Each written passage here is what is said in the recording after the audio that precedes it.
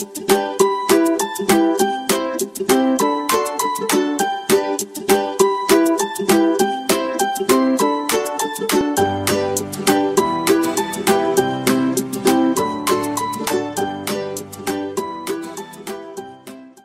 adik-adik, selamat hari Minggu. Apa kabar semuanya? Udah lama ya kajian gak ketemu adik-adik semuanya. Tapi kajian yakin pernyataan Tuhan selalu ada untuk adik-adik semuanya. Tetap semangat ya adik-adik ya, meskipun sekolah semuanya masih online, tapi harus tetap semangat. Nah, hari ini semuanya sudah siap kan untuk memuji nama Tuhan? Yuk semuanya bangkit berdiri, kita mau memuji nama Tuhan. Nah, udah siap kan memuji nama Tuhan? Masih lagu ini? Sama-sama teman-teman. Mari kita bersukaria, karena ini hari bahagia. Kita berkumpul jadi satu, puji Tuhan semesta itu.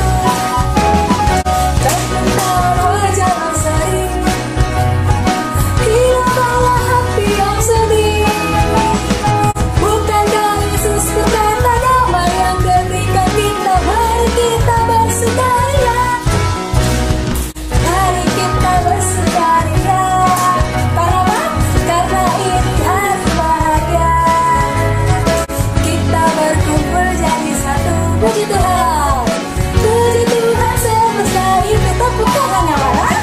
Tepuk tangan wajah berseri, hilangkan hati yang sedih.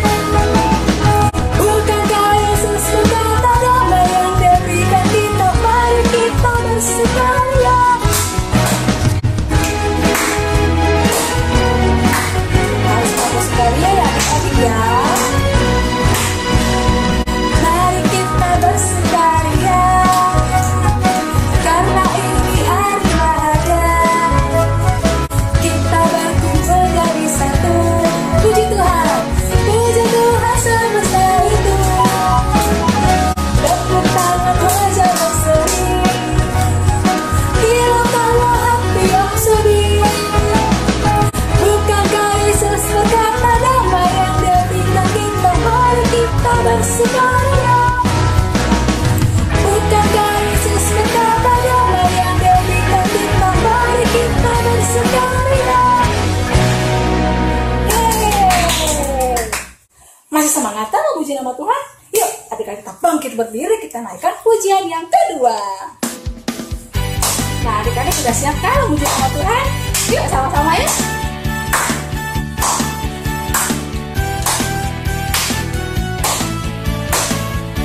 Semuanya. Big or small, sure and tall, semua dicintainya. Tuhan membuat kita berharga.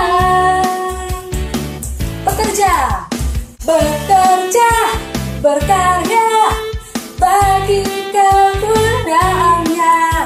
Bersama Tuhan aku bisa. Semua. Aku bisa, bertalenta, bersama Tuhan aku bisa.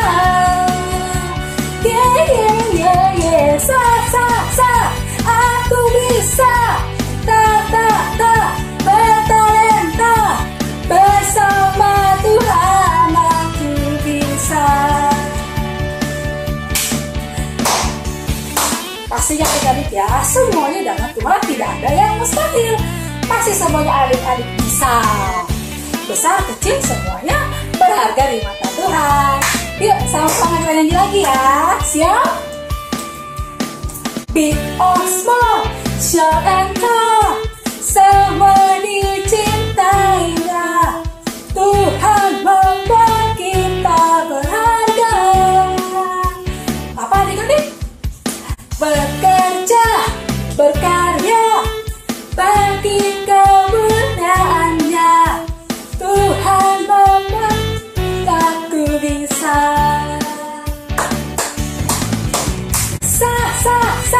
Aku bisa,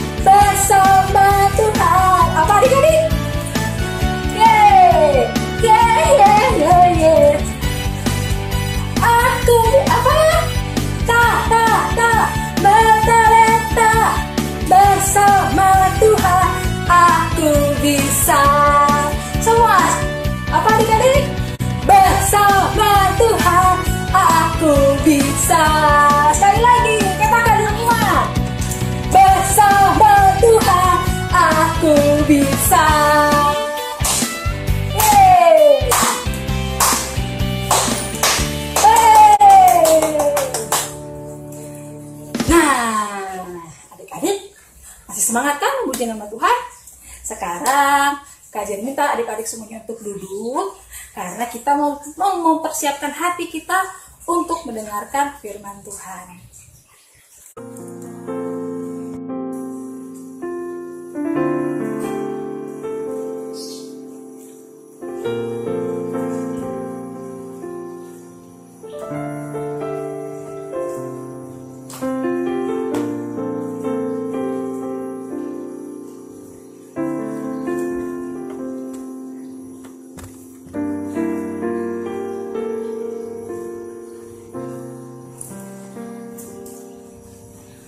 Syukur untuk setiap rencanamu dan rancanganmu yang mulia. Dalam satu tubuh kami bersatu menjadi duta kerajaanmu. Ucapkan berkat atas Indonesia, biar kemuliaan Tuhan akan nyata.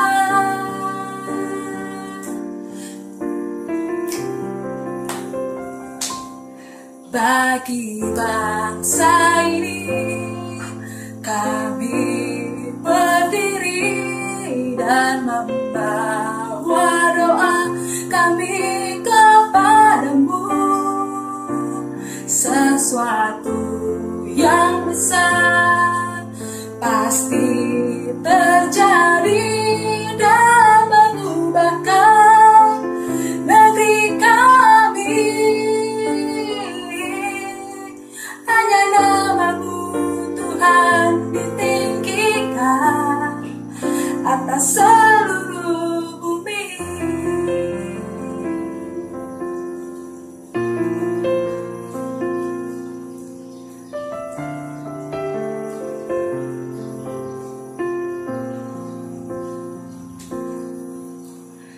Kami rindu melihat Indonesia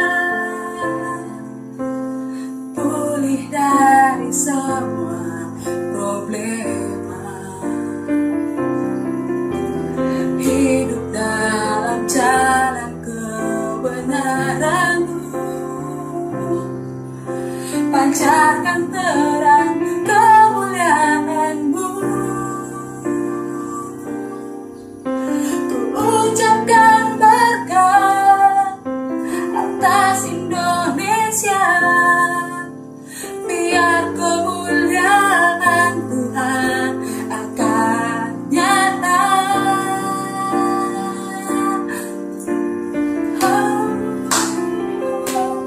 Bagi bangsa ini kami berdiri dan membawa doa kami kepadamu. Sesuatu yang besar pasti terjadi dan mengubahkan negeri kami. Hanya nama-Mu Tuhan ditinggikan atas seluruh bumi.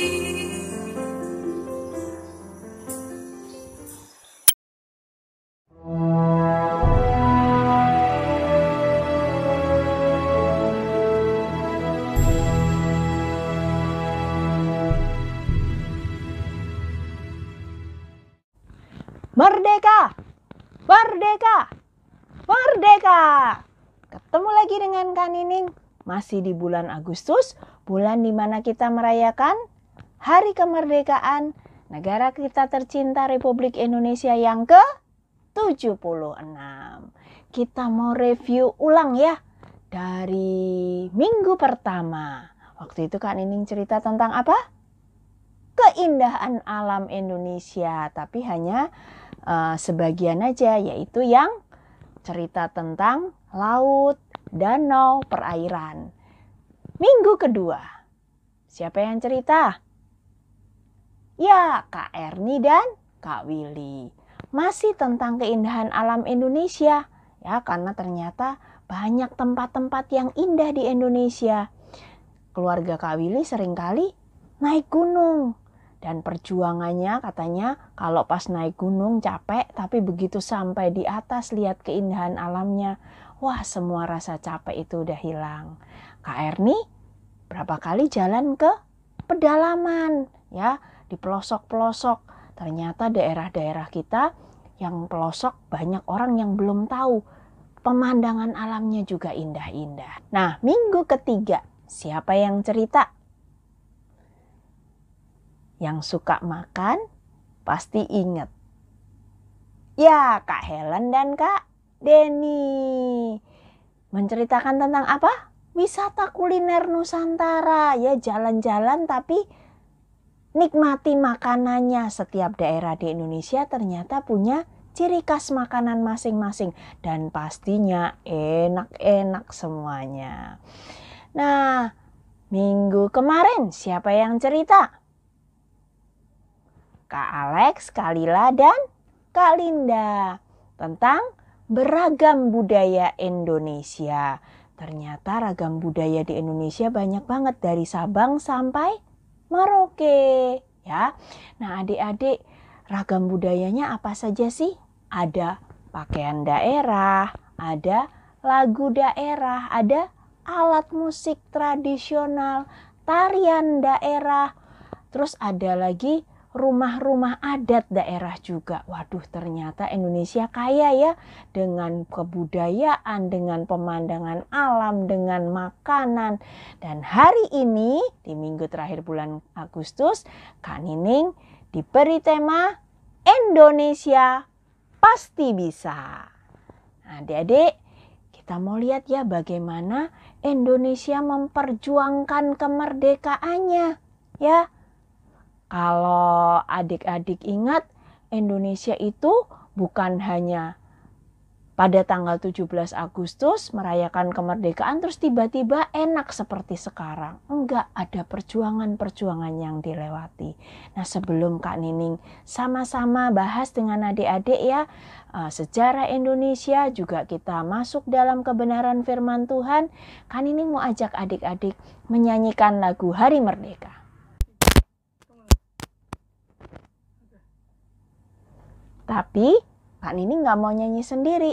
Adik-adik semua bareng-bareng Kak Nining ya nyanyi ya. Semuanya berdiri. Siap semua dengan suara yang lantang. Kita mau nyanyi sama-sama Hari Merdeka. 1, 2, 3.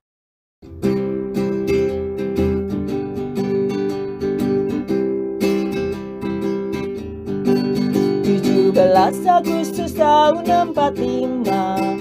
Itulah hari kemerdekaan kita. Hari merdeka, nusa dan bangsa. Hari lahirnya bangsa Indonesia. Merdeka, sekali merdeka tetap merdeka. Selama hayat masih dikandung badan, kita tetap setia mempertahankan Indonesia. Kita tetap sedia membela negara kita. 17 Agustus tahun 45, itulah hari kemerdekaan kita. Hari merdeka, nusa dan bangsa. Hari lahirnya bangsa Indonesia. Merdeka, sekali merdeka tetap merdeka. Selama hayat masih dikandung badan, kita tetap sedia mempertahankan Indonesia. Kita tetap sedia membela negara kita. Kita tetap sedia mempertahankan Indonesia. Kita tetap sedia membela negara kita. Silakan duduk adik-adik semua. Nah, tadi di kalimat Hari Merdeka ada kata-kata apa? Sekali merdeka tetap merdeka. Kemudian ada kata-kata kita tetap setia, tetap sedia mempertahankan Indonesia dan membela negara kita. Ternyata lagu itu terjadi di bangsa kita. Belanda yang kalah di Perang Dunia Kedua dan ekonominya mulai melemah, dia mengenang lagi waktu di Indonesia, perekonomiannya kuat. Kenapa? Karena waktu menjajah Indonesia, dia bisa ambil semua rempah-rempah Indonesia dan dia bisa memanfaatkan semua kekayaan alam Indonesia. Karena itu, dia ingin balik lagi ke Indonesia. Nah, kita lihat ya perjuangan apa saja yang dilewati oleh bangsa Indonesia. Yang pertama, agresi militer Belanda pertama terjadi di Pulau Jawa dan Sumatera pada tanggal 21 Juli sampai dengan 5 Agustus 1947. Belanda datang ke Indonesia dengan tujuan menguasai sumber daya alam Indonesia yang berada di Sumatera dan Jawa. Di Pulau Jawa, Belanda ingin menguasai perkebunan, pabrik, dan pelabuhan. Sedangkan di Sumatera, Belanda ingin menguasai perkebunan dan pertambangan, terutama untuk minyak dan batu bara. Kekayaan alam ini akan menjadi modal perekonomian negeri Belanda. Belanda melancarkan serangan yang menyebabkan banyak rakyat Indonesia meninggal dunia karena rakyat Indonesia ingin mempertahankan kemerdekaannya.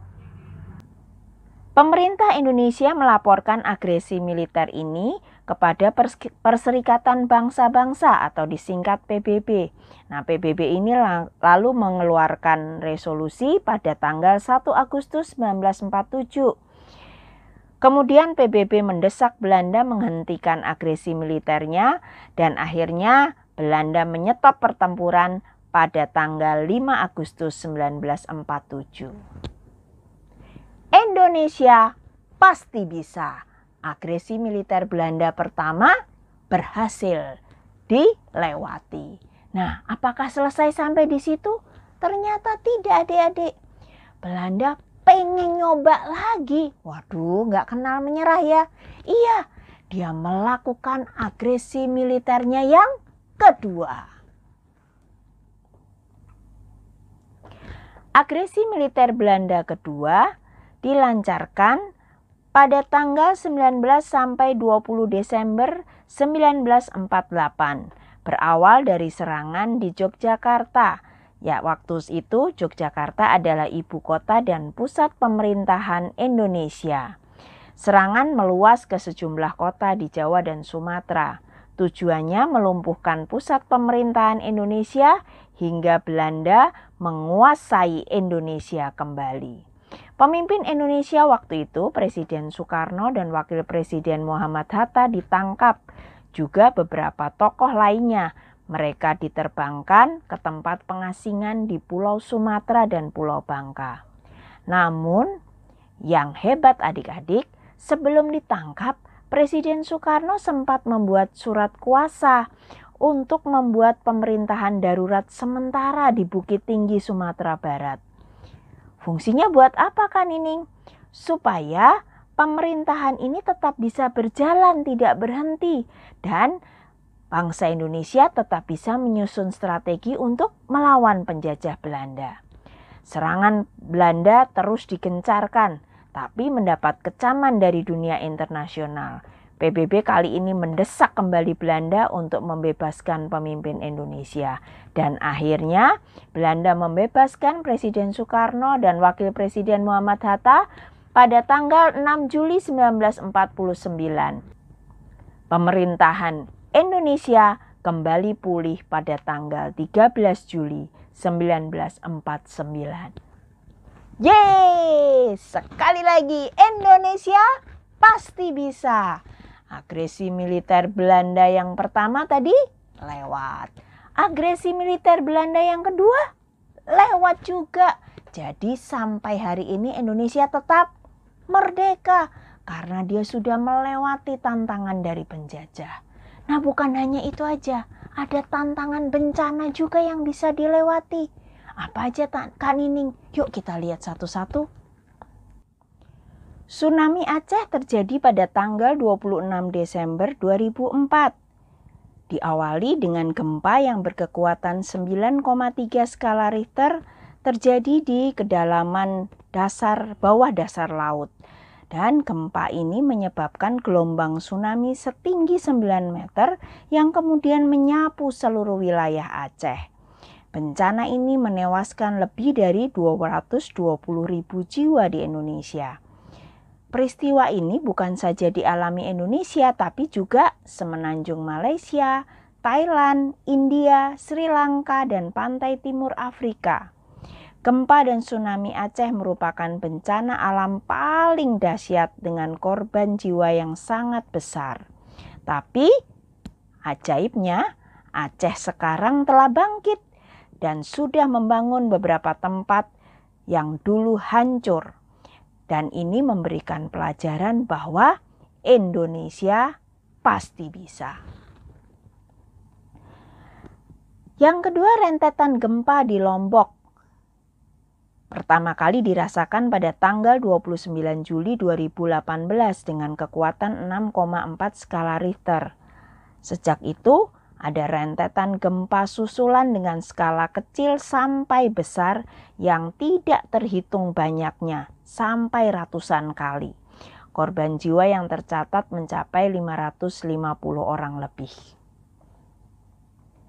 Yang ketiga, kerusakan akibat gempa bumi yang disusul dengan tsunami yang melanda Palu dan Kabupaten Donggala, Sulawesi Tengah. Nah, kejadian ini cukup parah adik-adik. Gempa dengan kekuatan 7,4 skala Richter disusul dengan tsunami terjadi pada tanggal 28 September 2018 dan mengakibatkan ribuan bangunan rusak, juga memakan korban ribuan jiwa. Bencana yang selanjutnya yaitu Gunung Merapi yang terletak di perbatasan Jawa Tengah dan Yogyakarta. Ini adalah salah satu gunung api yang paling aktif. Hampir setiap 2 atau 3 tahun terjadi letupan-letupan kecil hingga besar. Letupan yang terbesar terjadi tahun 1930. Itu menewaskan 1.300 jiwa. Dan mungkin yang adik-adik masih ingat, itu tahun 2010 ada erupsi Gunung Merapi lagi yang disebut sebagai erupsi terbesar. Dan waktu itu merenggut nyawa 200 jiwa. Mungkin termasuk salah satunya yang sering dikenal dengan nama Mbah Marijan. Nah, adik-adik, bulan Agustus ini saja Gunung Merapi masih mengeluarkan 18 kali guguran lava pijar. Ya, jarak luncurnya sampai 1.500 meter. Selain lava pijar, Merapi juga mengalami 64 kali gempa guguran. Waduh, adik-adik mungkin bertanya, kan ini gimana? Apa ke depan masih ada bencana-bencana lagi? Negara kita yang berbentuk kepulauan memang diramalkan akan rawan bencana. Tapi kita anak-anak Tuhan punya tugas. Apa tugasnya? Berdoa, menahan bencana, berdoa untuk keselamatan bangsa kita. Ya, Tuhan bilang tanggung jawab kita, keselamatan negeri di mana kita tinggal itu jadi tanggung jawab kita. Jadi adik-adik jangan lupa kalau berdoa, doakan buat Indonesia juga ya. Nah, hari ini Indonesia juga diuji lagi. Karena ada pandemi virus COVID-19. Tapi kali ini virusnya bukan hanya terjadi di Indonesia, tapi di seluruh dunia. Nah, kita berdoa juga ya adik-adik. Kalau Indonesia sudah berhasil melewati banyak hal yang susah, tantangan, ujian sudah terlewati, kita jangan lupa berdoa terus buat Indonesia. Adik-adik juga bisa ikut berjuang. Apa perjuangannya, Kak? Tetap di rumah saja. Itu juga bukti dari perjuangan kita. Kalau keluar rumah, pakai masker, jauhi kerumunan, jangan lupa cuci tangan, ya kan? Itu juga bentuk perjuangan adik-adik untuk melewati masa pandemi ini. Selain itu, selain berdoa ya, baca Alkitab juga, perkatakan kata-kata firman Tuhan buat Indonesia, supaya keadaan Indonesia jadi lebih baik lagi. Karena firman Tuhan akan mengerjakan segala sesuatu yang baik buat bangsa kita Indonesia. Yuk sama-sama kita buka Alkitab kita. Kita mau baca dalam kitab Yakobus pasal 1 ayat 12 sampai 13. Demikian firman Tuhan. Berbahagialah orang yang bertahan dalam pencobaan, sebab apabila ia sudah tahan uji, ia akan menerima mahkota kehidupan yang dijanjikan Allah kepada barang siapa yang mengasihi Dia. Apabila seorang dicobai, janganlah ia berkata, pencobaan ini datang dari Allah. Sebab Allah tidak dapat dicobai oleh yang jahat, dan ia sendiri tidak mencobai siapapun. Dari ayat tadi kita tahu, jadi setiap pencobaan, setiap masalah, setiap hal-hal buruk terjadi bukan karena kehendak Tuhan. Tapi karena apa? Karena si jahat. Jadi kita harus berdoa minta kekuatan Tuhan untuk bisa melewatinya ya, karena Kak Nining percaya sekali kekuatan Tuhan mampu mengatasi segala perkara. Adik-adik, sebelum kita menutup renungan pada siang hari ini, kita mau berdoa ya. Kita minta semua yang kita perkatakan, semua yang kita doakan terjadi atas bangsa kita. Yuk adik-adik, Kak Nining ajak semua lipat tangan, tutup mata, berdoa sama-sama Kak Nining. Tuhan Yesus yang baik, siang ini kami berdoa buat bangsa kami. Kami bersyukur berbagai macam tantangan, rintangan sudah dilewati bangsa kami. Dan kalau sampai hari ini bangsa kami tetap dalam anugerah Tuhan, itu semua karena Tuhan yang menjaga bangsa kami. Kami berdoa saat ini Tuhan, kami percaya bangsa kami sanggup melewati masa pandemi ini. Segala kesulitan, kesusahan yang dialami, baik ekonomi, baik kesehatan, baik bentuk tekanan, perdagangan dan yang lainnya. Kami percaya bersama Tuhan kami bisa. Karena Tuhan yang memampukan Indonesia. Kami anak-anak EHK juga Tuhan, mau ikut aktif berjuang bagi bangsa kami dengan berdoa, membaca firman, dan melaksanakan setiap protokol kesehatan yang sudah dianjurkan pemerintah. Kami percaya Tuhan juga menyertai kami semua keluarga besar EHK. Kami selalu ada dalam lindungan Tuhan.